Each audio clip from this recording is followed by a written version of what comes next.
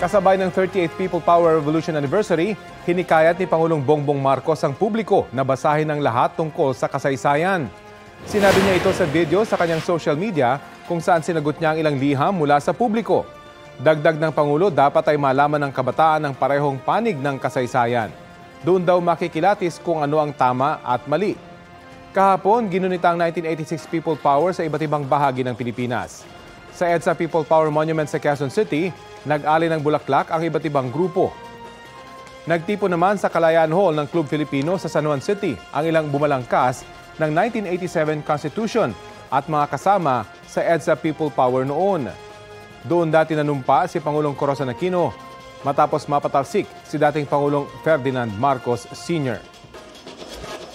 Nagkaroon din ng pagtitipon sa iba pang bayan at lungsod tulad ng sa Lucena sa Quezon, Iloilo City, Cebu City at sa Davao City.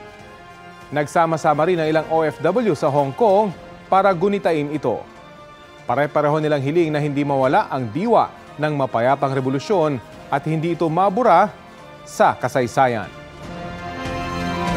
Kapuso, alamin ang maiinit na balita. Bisitahin at mag-subscribe sa GMA Integrated News sa YouTube. Sa mga kapuso abroad, samahan nyo kami sa GMA Pinoy TV at sa www.gmanews.tv.